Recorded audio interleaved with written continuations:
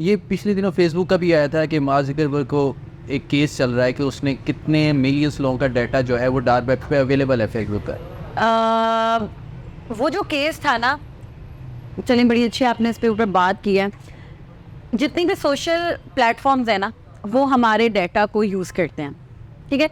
लेकिन वो व्हाट्सएप का भी स्कैम चला था, हमारा सारा डाटा व्हाट्सएप के पास जा रहा है और वो वहाँ डार्क वेब पे बिक रहा है। मोस्ट ऑफ द टाइम ये सोशल साइट्स हमारे डाटा को इसलिए ले रही होती हैं ताकि वो उसके ऊपर कोई मार्केटिंग एनालिसिस कर सकें, ताकि हमें अक्सर होता है ना, आपने कहा मैंने जूती लेनी है, आपके सामने ना जूती के एड्स आना शुरू हो जाते हैं। तो वो डाटा होता है, आप किसी से बात कर रहे हो फ़ोन के ऊपर और वो डाटा वो उनके पास जा रहा है, वो बैठ के हमारी कन्वर्सेशन नहीं सुन रहे।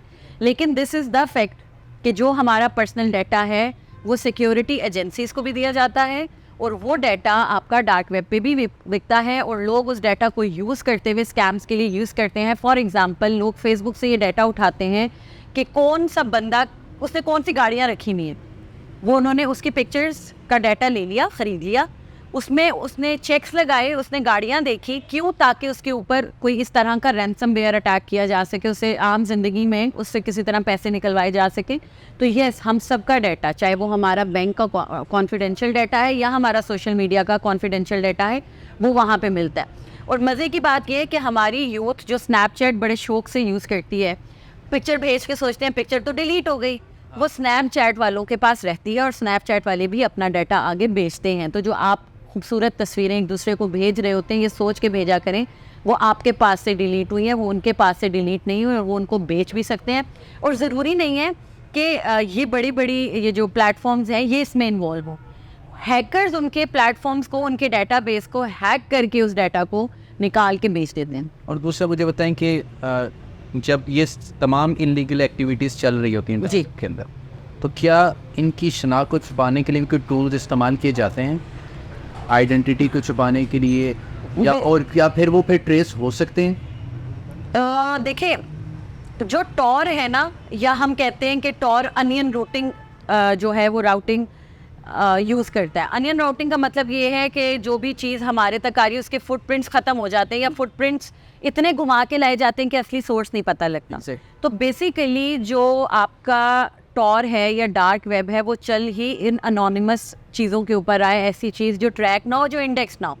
लेकिन जो हमारी सिक्योरिटी एजेंसीज़ हैं जो इन चीज़ों को मॉनिटर करती हैं, ये आम बंदा टॉर को यूज़ तो कर सकता है, आप में या जो भी, हम उस वेब ब्राउज़र के थ्रू उस डार्क वेब पे जा तो सकते हैं, लेकिन हम ट्रेस नहीं कर सकते क्योंकि हमारे पास वो टूल्स नहीं हैं। उस चीज़ को ट्रेस करने के लिए आपको बहुत ज़्यादा सिक्योरिटी से रिलेटेड टूल्स चाहिए, जो ज़्यादातर हमारी गवर्नमेंट की जो डिफेंस एजेंसीज़ हैं वो टेररिज्म को रोकने के लिए भी यूज़ कर रही होती हैं। वही अब हमारा जो डार्क वेब है उसके ऊपर टेररिस्ट एक्टिविटीज़ भी हो रही होती है, जो टेररिस्ट अपने पूरी एक्टिविटीज़ प्लान कर रहे होते हैं, नेटवर्क को चला रहे होते हैं, कम्युनिकेशन कर रहे होते हैं, वो आपकी डार्क वेब पे हो रही होती हैं और हमारी सिक्योरिटी एजेंसीज़ उनको मॉनिटर करने के लिए उन टूल्स का इस्तेमाल करती हैं। तो येस, इवन आपका डार्क वेब पे भी चीज़ें मॉनिटर हो सकती हैं, लेकिन not by the simple people, not by the people like you and me, by the agencies that have the right required tools to handle these things, to monitor these things. इसी तरह पढ़ रहा था कहीं कि डार्क वेब पे इस तरह की एक्टिविटीज़ भी होती हैं कि इफ़ आई वांट के एक मर्द आकर बैठे और वो अपने आप को नुकसान पहुंचाए, क्या इस तरह की एक्टिविटीज़ भी होती हैं डार्क वेब के अंदर कि आपके सामने, कैमरे के सामने एक बंदा बैठा है और वो अपने जिस्म को खुरेदता जा रहा है तब तक जब तक हड्डी नज़र नहीं आ रही और वो उसके पैसे लेगा? ऑफ कोर्स हो रही होती हैं। जैसे कि मैंने आपको रेड रूम्स के बारे में बताया, रेड रूम्स के अंदर ये हो रहा होता है कि लोग कुछ लोगों को उठाकर ले आते हैं, उन्हें हॉस्टेजेस बनाते हैं और उनके ऊपर लाइव टॉर्चर करते हैं। टॉर्चर कुछ दिन चलता रहता है। टॉर्चर इस तरह का होता है कि उनके जब तक उन्हें मारा नहीं जाता, लेकिन उनके जिस्म के एक एक हिस्से को उधेड़ दिया जाता है जब तक कि वो बंदा मर ना जाए। सिमिलरली इस तरह का भी वहाँ पे टॉर्चर रूम्स हैं जिसमें लोग खुद आके पैसे कमाने के लिए उस चीज़ का हिस्सा बनते हैं। और जो चैट में, इवन कुछ तो ऐसे होते हैं जिसमें पहले से डिस्क्राइब नहीं होता, अच्छा, उसी टाइम पे चैट रूम के अंदर बताया जा रहा होता है कि अब तुम अपना ये नाखून निकाल दो, अब तुम सुई लो और अपने यहाँ से ख़त्म कर दो। और वो लोग पैसों के लिए वहाँ पे कर रहे होते हैं। लेकिन कुछ डार्क वेब पे हो रहा है। ये सब कुछ डार्क वेब पे हो रहा है, लेकिन ये जो खुद से सेल्फ हार्म वाली चीज़ है ये बहुत कम है। हाँ। और ये ज़्यादा पेड है। जो लोगों को टॉर्चर करने वाला है वो बहुत ज़्यादा हो रहा है। ये चाइल्ड है, इसका भी जो पंजाब तो कहते हैं कि हब है, आप अंदरून पंजाब के अंदर जो भी रेप केसेस बच्चों के साथ होते हैं, क्या वो लिंक्ड हैं कहीं ना कहीं डार्क वेब के साथ? ऑफ कोर्स ये जितने भी आप बड़े बड़े इंसिडेंट सुनते हो चाइल्ड से रिलेटेड, उनका ताल्लुक डार्क वेब पे ही होता है। लोग क्या करते हैं, वीडियोस बनाते हैं और वहाँ पे बेच देते हैं। और मैं उस इलाके का नाम नहीं लूँगी, ये भी केस बहुत मीडिया में हाईलाइट हुआ। वो लोग जो पकड़े गए वो लाइव ये सब कुछ करते थे और डार्क वेब पे उसको लाइव स्ट्रीम चला देते थे। अच्छा। लाइव लोग उसको देखते थे और उसके ऊपर जो है बहुत ज़्यादा उसके पैसे पे कर रहे होते थे। वो लाइव फोरकास्ट हो रहा होता था, ब्रॉडकास्ट हो रहा होता था। और वीडियो तो बहुत कॉमन है इवन फ्रॉम द पाकिस्तान, या ये जो आपकी जितनी भी ये थर्ड वर्ल्ड कंट्रीज़ हैं उसके अंदर से इस तरह की एक्टिविटीज़ बहुत हो रही होती, क्योंकि वहाँ पे लेस प्रिविलेज लोग होते हैं जिनके जो ज़्यादा शोर नहीं कर सकते, अपने उनके राइट्स का नहीं पता होता, या किसी ऊपर जाकर किसी को बात नहीं कर सकते। तो उन ममालिक के अंदर इस तरह के बच्चों को टारगेट किया जाता है। उन बच्चों को उठा लिया जाता है, कभी उनको पैसे दे दिए जाते हैं और उनके साथ ये सब करके कभी बताए बगैर, ज़्यादातर बताए बगैर उनकी वीडियोस बनाकर वहाँ पे डाटा बेच दिया जाता है। भी होती है, किडनैपिंग भी होती है। हर वो एक्टिविटीज़ जो हमारी आम दुनिया में इनलीगल है ना, हर activity you just name it वो वहाँ पर हो रही है। जब हिटमैन मिल रहे हैं तो किडनैपर्स क्यों नहीं मिलेंगे? बहुत सारे क्रिमिनल्स आपको डार्क वेब पे मिलते हैं जो आपसे डार्क वेब से के बिटकॉइन के थ्रू पैसे लेते हैं और आप जो काम उनको कहते हो वो कर देते हैं। अच्छा, हम कहते हैं कि इंटरनेट जो हम यूज़ कर रहे हैं, नॉर्मल इंटरनेट, या जो 4% या 5% आप कहती हैं, हम 5%, तो उसमें हम लोग समझते हैं कि अगर हमने ये 2 स्टेप वेरिफिकेशन कर लिया, ये कर लिया, हमारा अकाउंट बहुत सिक्योर हो गया, जीमेल हो गया, यूट्यूब हो गया, दीगर।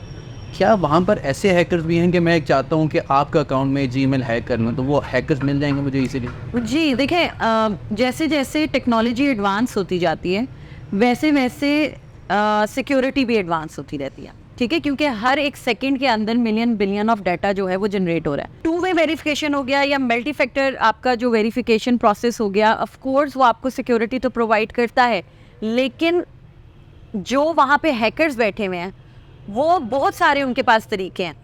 बाज़ औक़ात वो आपके सिस्टम को हैक कर लेते हैं। वो जीमेल तो नहीं हैक कर पा रहे, वो आपके सिस्टम को हैक कर लेते हैं। इस तरह से हैक करते हैं कि आप जो कीज़ प्रेस करते हो अपना पासवर्ड वो करने के लिए, वो उसका रिकॉर्ड हो रहा होता है कि आपने कौन सी की प्रेस की, वो उनके पास जाते हैं, उससे वो पासवर्ड निकाल लेते हैं।